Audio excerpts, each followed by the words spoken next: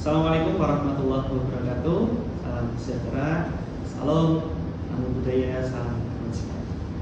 Perkenalkan, nama saya Muhammad Sigit Antoni, dosen program studi S1 Pendidikan Jasmani, Kesehatan dan Rekreasi, Fakultas Ilmu Olahragaan dan Kesehatan Universitas Negeri Yogyakarta.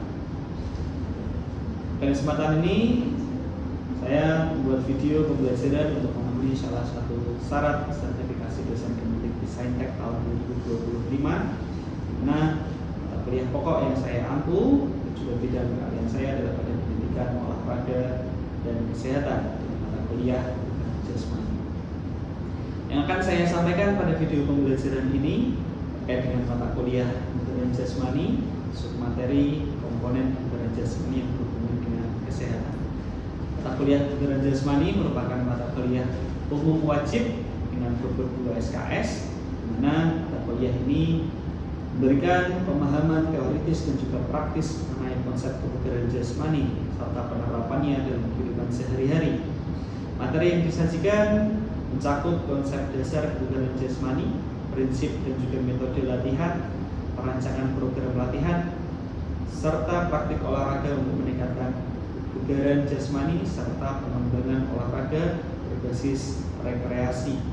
Dan mata kuliah ini juga mahasiswa mempelajari bagaimana melakukan evaluasi terhadap kebugaran jasmani.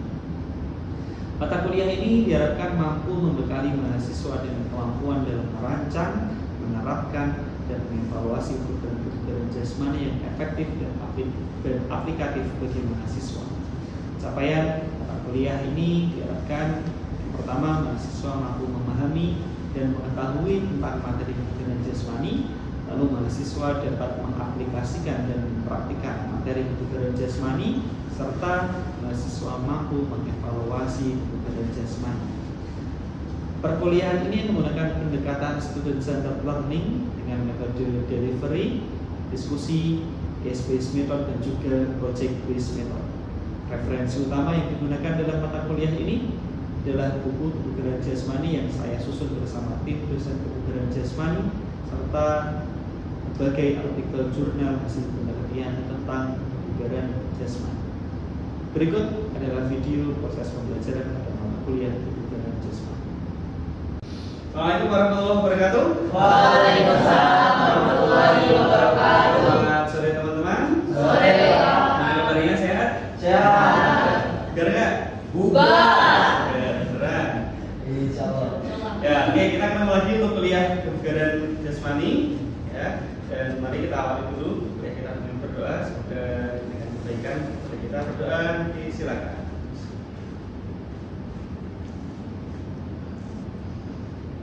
Berdoa tidak dibatasi. Ya, baik teman-teman. Pada pertemuan hari ini, ya, kita lanjutkan pembahasan kita tentang kebugaran jasmani. Ya, kemarin kita sudah membahas apa itu kebugaran jasmani, implementasinya, ya kan? Apa manfaat kebugaran jasmani? Masih ingat? Masih? Ya, coba Pascal. Masih kan? Bugar itu apa sih? Bugar itu adalah suatu keadaan di mana kita melakukan aktivitas tanpa adanya kelelahan yang berarti. Oke, aktivitas tanpa ada kelelahan yang berarti. Itu kalau udah bugar terus kita gimana tuh? Kita jadinya lebih sehat dan setelah melakukan aktivitas itu masih mampu melakukan aktivitas yang lain, tidak merasa kelelahan atau kecapean. Ya.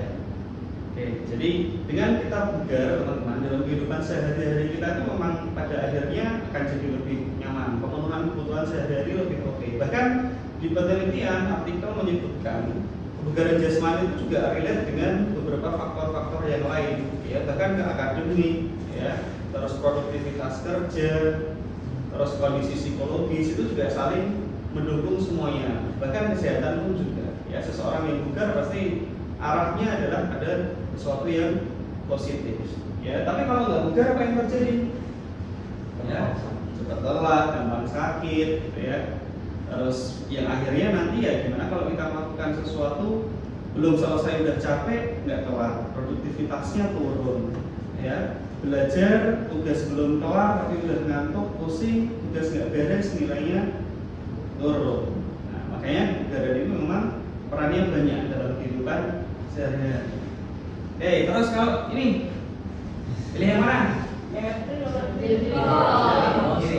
Ada yang pilih yang kanan? Enggak kan? Ya, enggak lah.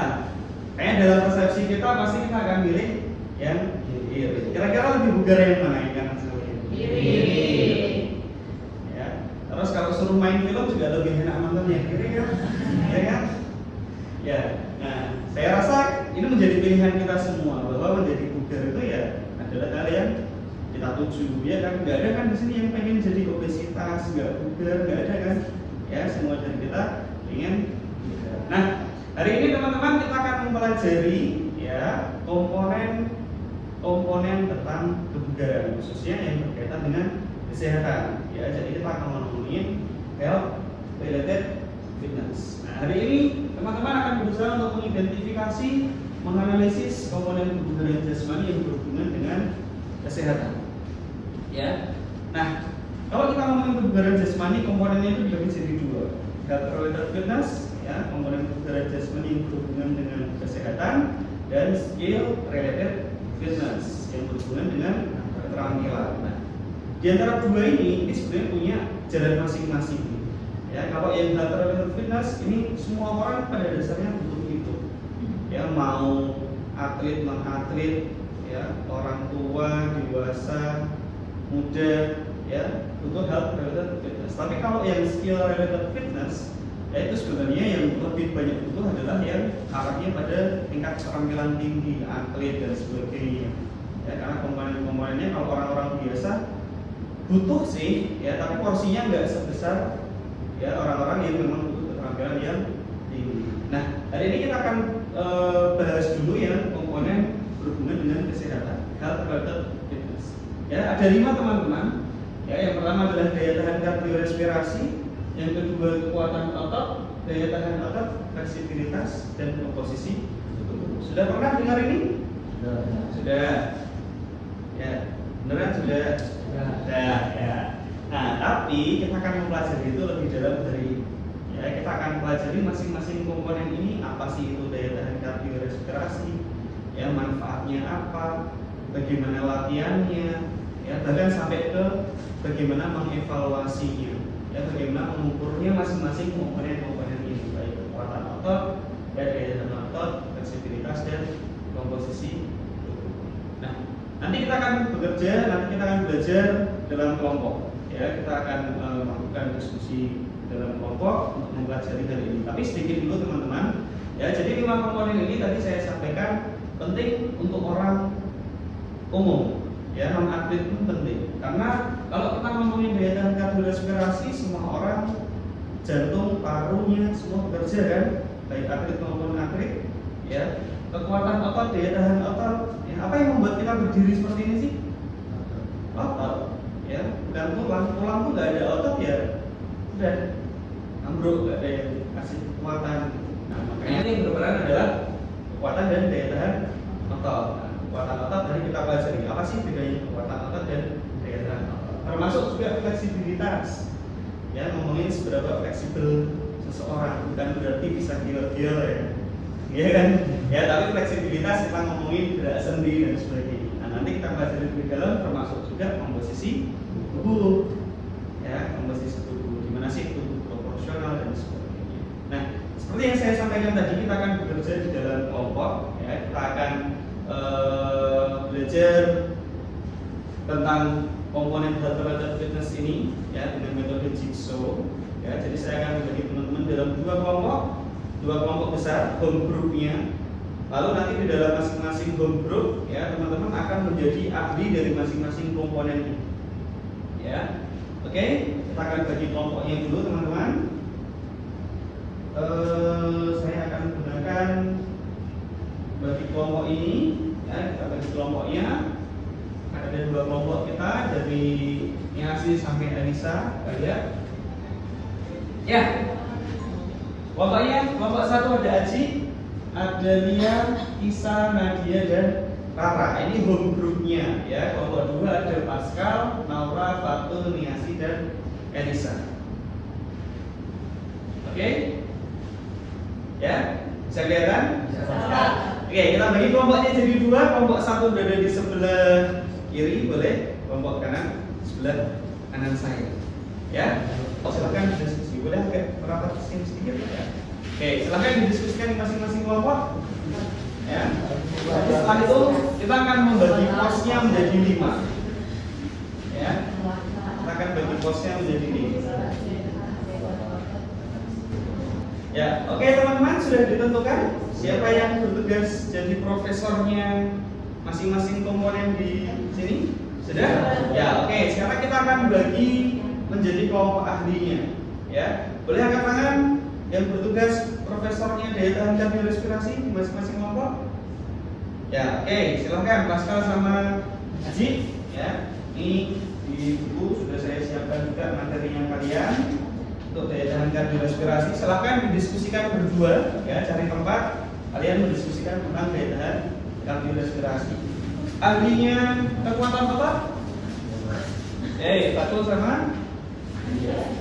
Iya, oke, silakan diskusikan berdua tentang kekuatan otot. Begitupun daya tahan otot, siapa?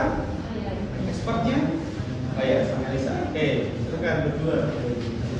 Oke, lalu fleksibilitas dan komposisi tubuh. Kamu fleksibilitas. Oke, komposisi tubuh? Ya. Oke.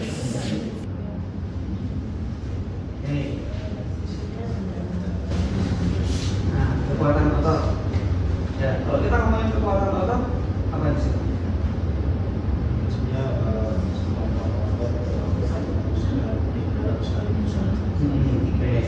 Nah, di kekuatan otot ini sebenarnya kita ngomongin jumlah atau berat lingkungan yang bisa ditanggung oleh otot. Nah, jadi semakin kekuatan otot akan semakin besar ketika beratnya semakin besar. Ya, kita besar. Oke, lanjutin diskusinya. Satu komponen apa? Daya tahan otot. Oke, apa daya tahan otot?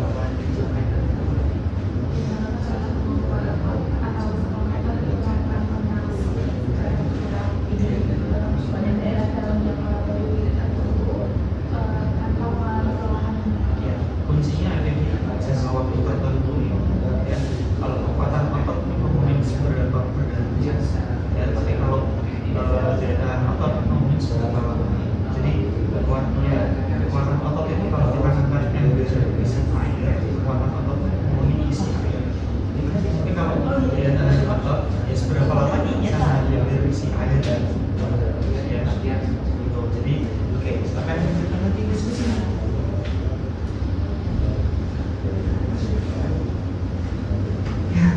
Kardiorespirasi. Bisa dipahami kardiorespirasi? Kemampuan daya tahan jantung ataupun darah untuk memulai oksigen ke otot dalam aktivitas yang normal.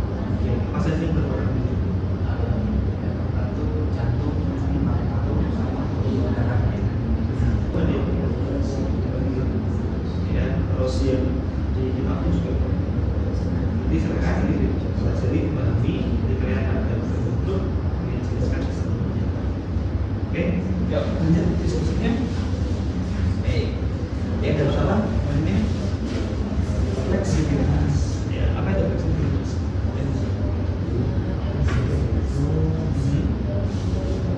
Ya, otot sendiri kan.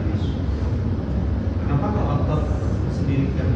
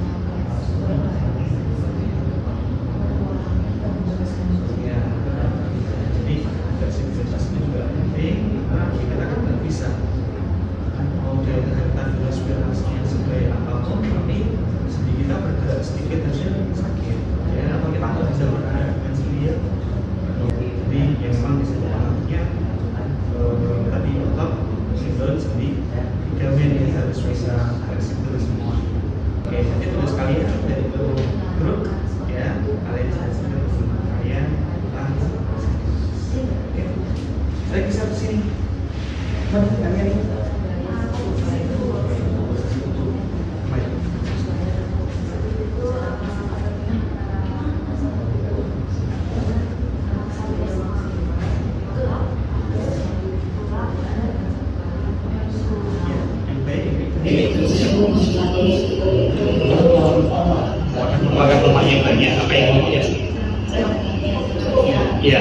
dalam batasan yang cukup normal. Tidak berarti bahwa dia lemaknya enggak bisa sedikit cuma kalau karena lemak ini nggak bisa ngapa-ngapain, nggak bisa gerak, dia malah cuma bikin berat doang. Makanya jika persentase lemak terlalu tinggi ya jadi darah juga kan. Makanya baik adalah persentase lemak itu ya ada batasan yang tinggi ya. Oke, sudah jelas? Nanti bisa dibagikan ke teman-teman yang lain ya. Oke teman-teman semuanya, apakah semua sudah selesai diskusinya? Sudah. Oke, kalian sudah yakin bisa memahami tugasnya masing-masing di masing-masing komponen? Baik teman-teman, sekarang kita akan balik ke home group lagi ya. Bukan saya yang harus menjelaskan teman-teman kalian, tapi kalian yang harus menjelaskan ke teman-teman yang lain apa yang sudah kalian pelajari, karena kalian adalah expertnya di masing-masing bidang ya, di masing-masing komponen. Oke, kita balik ke home group ya. Kelompok 1 di sebelah sini, kelompok 2 di sebelah sini. Kita akan saling bergantian berdiskusi ya, menceritakan apa yang sudah dipahami terkait dengan komponen masing-masing yang sudah dipelajari. Oke, yuk silakan berdiri ya, kita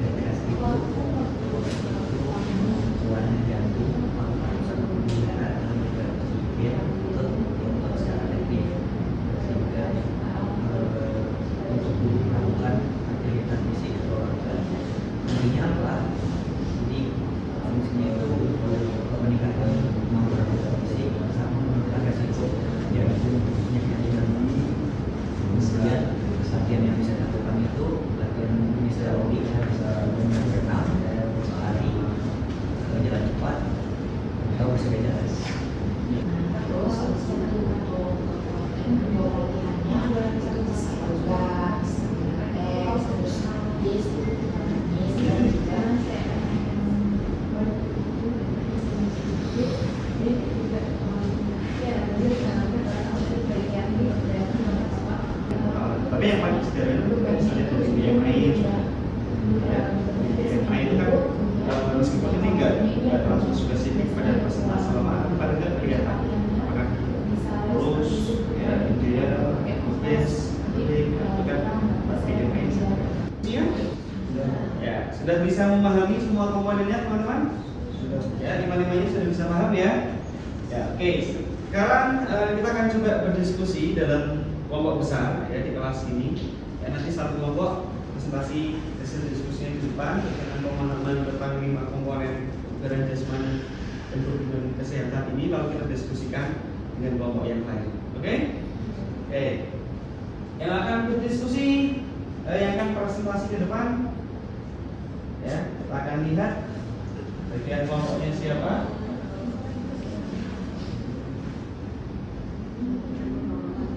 Kelompoknya Elisa.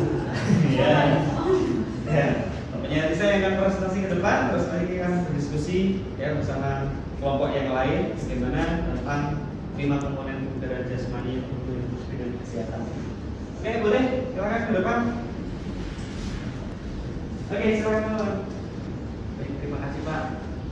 Saya menjelaskan daya tahan kardiorespirasi, yang dimana daya tahan atau kardiorespirasi itu adalah kemampuan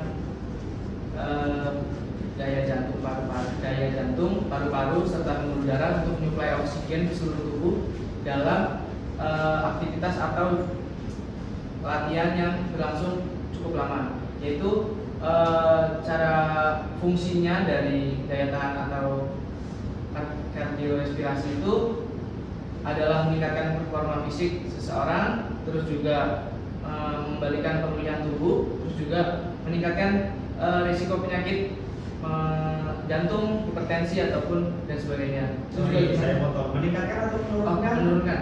Menurunkan resikonya. Ya. Oke, lanjut. Dari saya lanjut untuk daya tahan otot. Mohon maaf, saya basic kekuatan otot. Jadi kekuatan otot itu sama kemampuan otot untuk melakukan usaha maksimal terhadap suatu beban dalam satu kali usaha.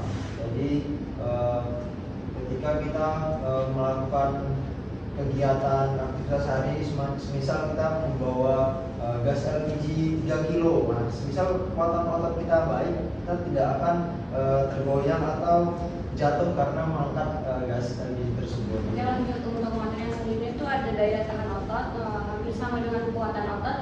Kalau di kekuatan otot hanya 1 kali pengalaman, di daya tahan otot ini gerakan yang berulang-ulang atau menahan beban dalam jangka yang lama tanpa keluaran berlebihan gas, sama seperti kekuatan otot. Nah, ini juga salah satu komponen yang penting untuk dalam kerja otot terus menerus dalam waktu yang lama. Selanjutnya ini ada komposisi tubuh. Nah, apa sih komposisi tubuh? Nah, komposisi tubuh sendiri ini adalah perbandingan antara massa lemak tubuh dengan massa bebas lemak seperti air, otot, tulang, dan organ tubuh. Nah, jadi komposisi tubuh ini merupakan komponen untuk kita tahu skala kesehatan atau kebugaran tubuh kita. Komposisi tubuh yang bagus itu yang gimana sih? Bukan yang lemaknya terlalu sedikit atau terlalu banyak, tapi lemak yang jumlahnya itu di batas normal atau cukup. Oke, selanjutnya itu ada fleksibilitas. Jadi fleksibilitas sendiri ini kan intinya adalah sendi, otot, ligamen, dan tendon. Yang mana kemampuan sendi dan otot ini yang berguna dalam melakukan aktivitas sehari-hari maupun saat kita olahraga. Itu yang membuat kita bergerak secara leluasa dalam ruang yang optimal. Yang mana itu dapat mengurangi rasa nyeri di otot dan tegang otot. Oke. Bisa dipahami semuanya? Jelas? Ya, ada pertanyaan nggak? Cik, mau tanya?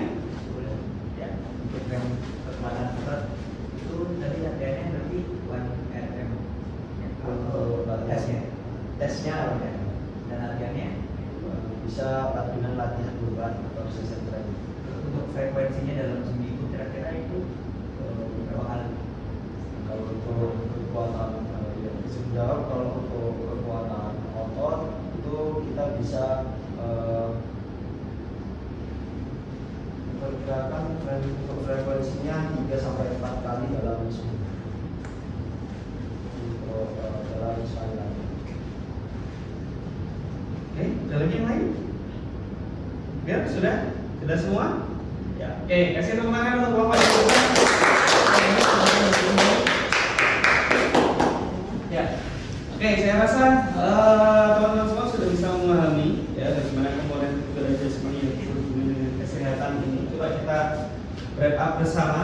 Ya, yang pertama tadi daya tahan kardiorespirasi. Ya, yang tadi ngomongin fungsi jantung, paru dan juga pembuluh darah, sistem kardiovaskuler, di mana oksigen ya dihirup, dimasukkan ke dalam tubuh, ya masuk ke paru-paru, lalu didistribusikan lewat darah oleh jantung, ya melalui pembuluh darah sampai ke tingkat sel, dan bagaimana ini dimanfaatkan oleh tubuh.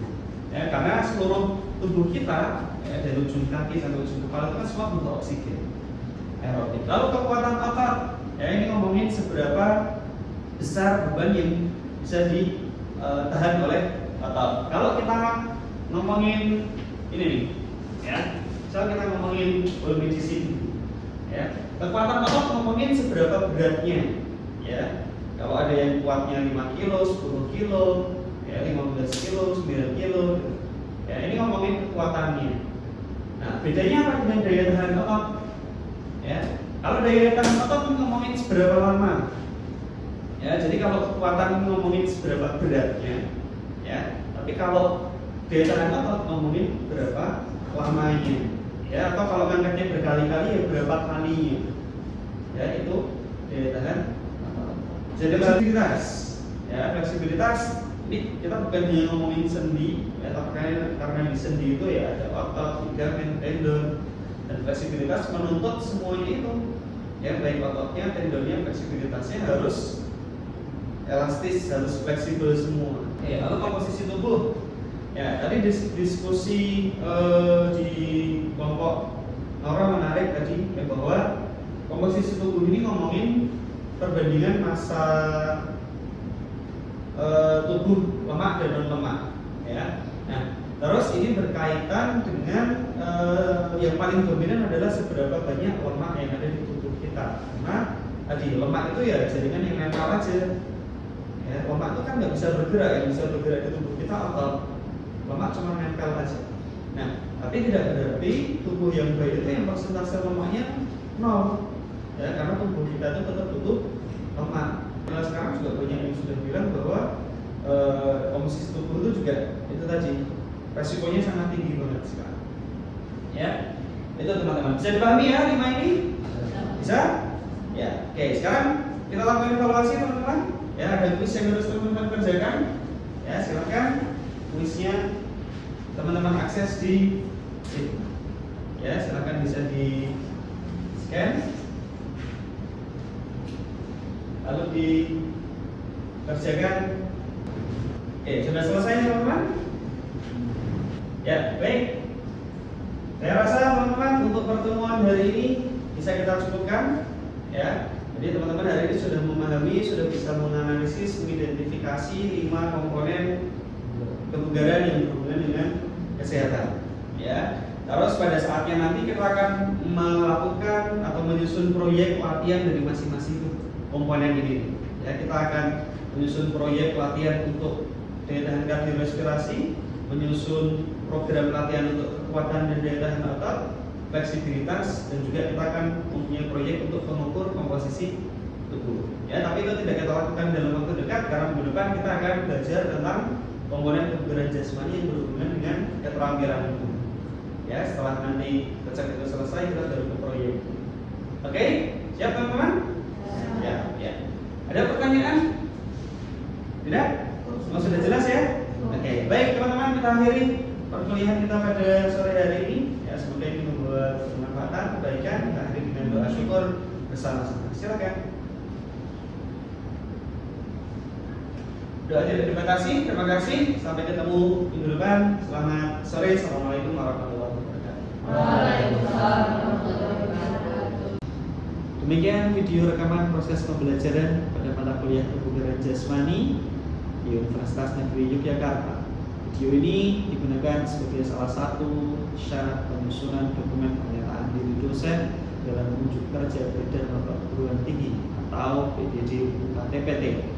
Semoga dengan adanya video ini bisa menjadi pertimbangan yang baik dalam proses penilaian sertifikasi dosen gelombang 1 tahun 2025. Akhir kata, saya ucapkan terima kasih. Assalamualaikum warahmatullahi wabarakatuh.